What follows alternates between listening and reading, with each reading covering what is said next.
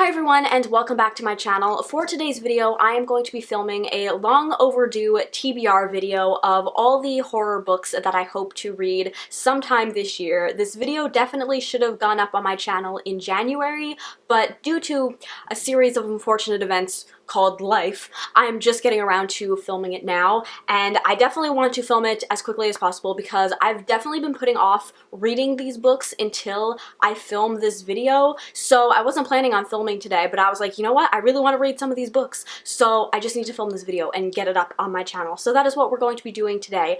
So I actually filmed one of these videos on my channel last year of all the horror books I wanted to read in 2021, and in that video I was definitely very overly ambitious because I put 15 books on that TBR, and that was just horror books alone, not to mention all the other genre of books that I wanted to read. Of those 15 books, I think I only read one. True story, but 2021 just was not my year for anything, so frankly, we're just going to pretend like it didn't happen. But some of the books in this video are going to be repeats of ones from that video, so if you've already seen it, this might be a little redundant for you, but I do have a couple of new books on here that I'd like to read as well. I'm also being a lot more realistic this year, and I only have 7 books on this TBR. So without further ado, let's jump into it. I have got 3 Stephen King books to show you, 3 books not by Stephen King, and then 1 graphic novel. So I think I'm going to start off with the graphic novel, which is called Beautiful Darkness. This is a book that I think I've only heard talked about once, and it was on Hardback Hoarder's channel, and I think she really enjoyed it, and I was very intrigued by it. So I don't really know what the actual plot of this book is about, but looking at the illustrations, they are very dark. For instance, this is the title page, and that is the illustration. So they're very dark, but to me, they look very like cutesy and like something that would be made for a child.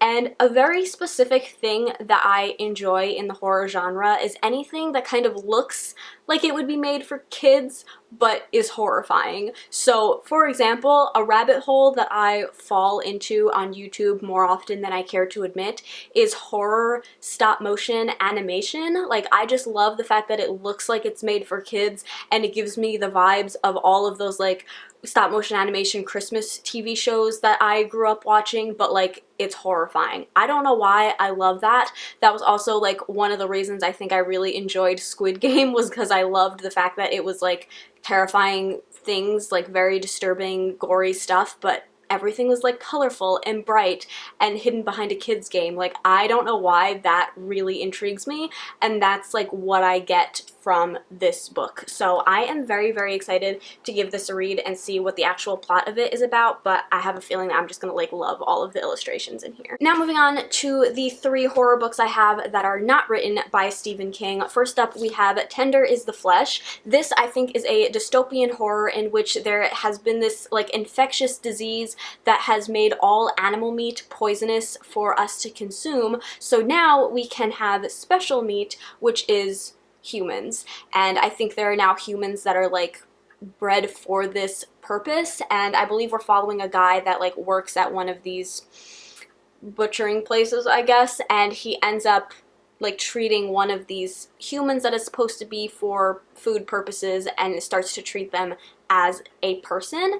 I have heard this described as one of the most disturbing horror books that some people have read, and that intrigues me even more. I do think dystopian horror is probably one of the like more disturbing ones for me because it seems the most realistic to actually happen. Like, I did like the demon horror and like fantastical horror and that kind of stuff, I'm very desensitized to it because I don't believe in any of that stuff, but things like this seem far more realistic, and that just makes it way creepier and more disturbing. This book also isn't very big, which is also intriguing because I feel like it's gonna pack a punch, and I'm very excited for it, especially after all the things that I've heard about and how disturbing it is. Next up, we have Home Before Dark by Riley Sager. This is a book that the plot kind of reminds me a lot of The Haunting of Hill House, because in this book we're following our main character called Maggie Holt, and when she was very, very young, she lived with her family in this house that was supposedly very, very haunted. childhood, and her father actually wrote a book about what happened in the house, and it became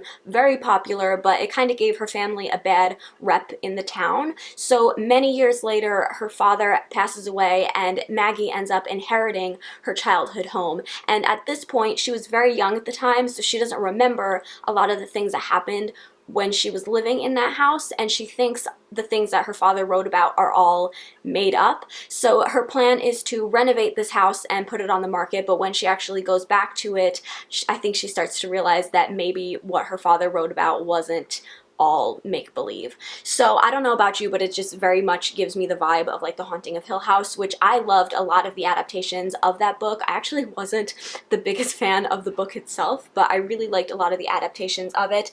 And I read Lock Every Door by Riley Sager last year, I think, or maybe the year before, and that was one of my favorite books that I have read. That one was more of a thriller. I think this one airs more on the side of horror from what I've heard, but I really loved that book, so I have a lot of high hopes for this one as well. Next up, we have a book that I have talked about a lot on my channel recently, so I'm not going to go too in-depth in this video, but that is The Death of Jane Lawrence by Caitlin Starling. This is one of my most anticipated releases of last year, but I didn't get around to reading it, obviously. But this is a Crimson Peak inspired story, and as you guys might know, I absolutely love Crimson Peak, so anything even remotely similar or inspired by, I will want to read it instantly. So in this book, we're following our main character called Jane, and she ends up in a marriage of convenience to a doctor, and he agrees to her proposal under one condition, that she cannot go to Lindridge Hall, which is like his estate, but on their wedding night, due to a series of events, she ends up at his house, and he is like a changed man. He is different from the doctor that she agreed to marry, and he's kind of like having a moment. I don't know. But yeah, I am really excited to pick this up. I'm a little bit nervous though, because since its release and seeing people read it, I actually haven't heard the greatest things about it. So that does make me a little bit nervous, but it's also lowered my expectations a little bit, so maybe I'll be pleasantly surprised. I don't really know, but I also sometimes have the unpopular opinion, so maybe I still will really enjoy this book. So finally, we have the 3 Stephen King books that I hope to pick up sometime this year. 2 of them were not on my TBR last year, but one of them was, so that's the one I will start with, and that is It by Stephen King, which is kind of redundant. This has been on my TBR, honestly, for probably like the last 3, if not 4+ years. I have really wanted to read this book because I do actually really enjoy the original like TV adaptation of this with Tim Curry in it.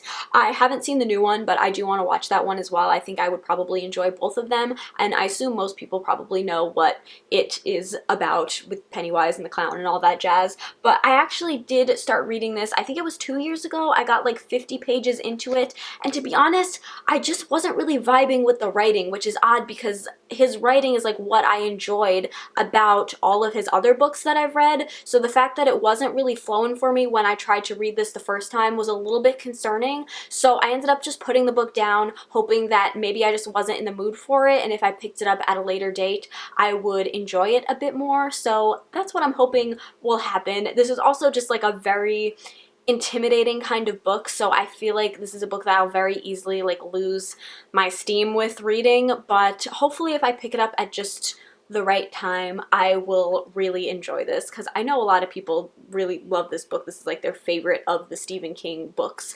So far, my favorite is The Shining of the ones that I read. I haven't read a whole lot, but yeah, I'm very excited to read this, but also very nervous and intimidated by it at the same time. And then we have the book that by far I have been like recommended the most, and that is Misery. This is again, a book that I feel like most people probably know what it's about. From what I understand, it's kind of about like a crazed fangirl who ends up kidnapping like her favorite writer, and I think she like forces him to like write a book for her or something like that.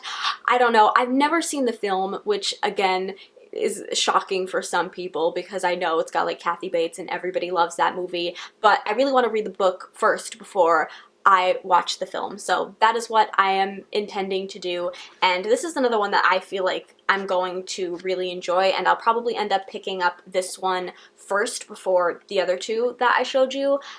So yeah, I'm very excited for this Again, I feel like I said that for every book that I showed you in this video. If I wasn't excited for it, it wouldn't have been in this TBR video. And then the final Stephen King book and the final book in this TBR in general is actually the one that I think I am the most excited to pick up, and that is The Institute. I don't know why the concept of this book super intrigues me. So in this book we follow our main character called Luke, who is a kid, and in the middle of the night an intruder breaks into his house, murders his family, and kidnaps Luke, and he wakes up in a room that looks just like his own room, but it isn't. And outside there are a bunch of other rooms with other kids that were taken in the same way, and I think all of these kids have special abilities. And it says on the back here, they're all localized in the area known as front half, which is a good thing. No one ever returns from back half. So yeah, for some reason this concept just sounds super intriguing to me, so I am super excited to pick this one up. But like I said, of the Stephen King, I think I'm probably going to start with this one first, just to dip my toes back into his writing, because it has been, I think, over a year since I have read a Stephen King novel. And like I said, from what I remember, I do really enjoy his writing, but I think it is very descriptive and very wordy, so I just feel like this would be a good one to start with. But let me know in the comments if you have a different opinion. So those are the 7 horror books that I hope to read sometime this year. Leave me a comment down below. Let me know if you've read any of these books, which ones you think I should prioritize on the list, as well if you have any other horror recommendations for me. I always love hearing your guys' suggestions and recommendations. And yeah, that is all for this video. I hope you guys enjoyed it. If you did, please give it a thumbs up, subscribe if you haven't already, and I'll see you in my next one. Bye! Following a woman, I forgot what her name was. Jane, oh my gosh. Her name is in the title, and I forgot what it was. Oh, look at my little baby.